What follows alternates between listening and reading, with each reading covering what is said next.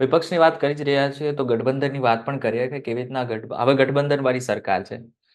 હવે ગઠબંધનવાળી સરકાર આપણે બધાને ખબર છે, એમ કહેવાય છે લાલુ પ્રસાદ યાદવ તો ત્યાં સુધી કહી દીધું કે ઓગસ્ટમાં તો પાછી ચૂંટણી પણ આવી જશે.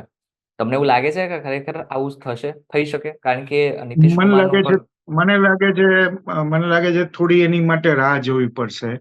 જે રીતે મંત્રીમંડળ રચાયું અને પોર્ટફોલિયા જે રીતે અપાયા અને સ્પીકરની પસંદગી જે રીતે થઈ, અહીંયા સુધી તો નરેન્દ્ર મોદી છેલ્લા 10 વર્ષમાં જે રીતે ચાલતા હતા એ રીતે ચાલે છે એવું જણાય છે તમને. એટલે એમાં ક્યાંય હજી એમણે હમ નમતું મૂકવું પડ્યું હોય આપણા નીતિશ કુમાર કે નાયડુ પાસે, એવું હજી સુધી નથી બન્યું.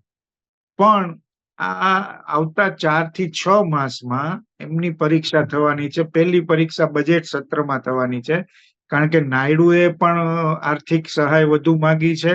કારણ કે એમણે જે વચનો આપ્યા છે એની માટે એમને બજેટ જોઈએ, પૈસા જોઈએ. અને એ જ રીતે નીતિશ કુમાર સતત સ્પેશિયલ સ્ટેટસની, ખાસ સહાયની વાતો કરે છે. એટલે આ હમ બજેટમાં નાયડુને કઈ રીતે મદદ મોદી સરકાર કરે છે અને નીતિશ કુમારની માંગ સ્વીકારે છે કે નહીં, આ બે મુદ્દા બહુ મહત્વના છે. એને કઈ રીતે મોદી સાહેબ છે બજેટમાં એડ્રેસ કરે છે કે નહીં, આ એક મુદ્દો. બીજો મુદ્દો કે ઓક્ટોબરમાં 4 રાજ્યોની ચૂંટણી આવે છે: હરિયાણા, મહારાષ્ટ્ર, ઝારખંડ અને કાશ્મીર. હમ મહારાષ્ટ્રમાં હાલત બહુ જ ખરાબ છે અને લોકસભામાં પણ આપણે એનું પ્રતિબિંબ જોયું કે ભાજપને કેટલું નુકસાન થયું. હમ અજીત પવાર છે, ગળાનું હાડકું બની ગયા છે અને રાખી શકાય એમ નથી ને કાઢી શકાય એવી નથી, એવી સ્થિતિમાં છે. અને એ અજીત પવારની એનસીપી તૂટવાના આરે પણ છે. ઇવન શિંદે જૂથ છે એ પણ નારાજ છે. એટલે બેઠકોની સમજૂતીની જયારે વાત આવશે 2-3 મહિનામાં, ત્યારે પરીક્ષા ભાજપની બહુ મોટા પાયે થવાની છે. અને એની સામે એમવીએ વધારે મજબૂત થયું છે, કોંગ્રેસને વધારે બેઠકો મળી છે અને સાથે રહીને ચૂંટણી લડવાના છે એ પણ નક્કી થઈ ગયું છે. હરિયાણામાં પણ સમસ્યાઓ છે.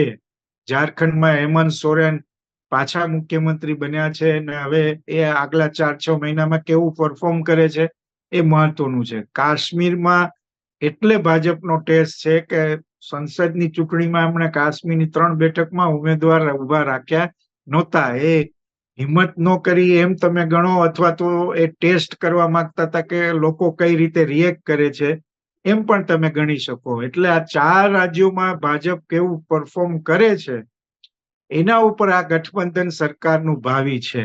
કારણ કે નરેન્દ્રભાઈ એવી પ્રકૃતિથી ટેવાયેલા નથી કે નમી નમીને એ સરકાર ચલાવે. એટલે આ બજેટ અને 4 રાજ્યોની ચૂંટણી એ મને લાગે છે આ ગઠબંધન સરકારનું ભાવિ નક્કી કરશે.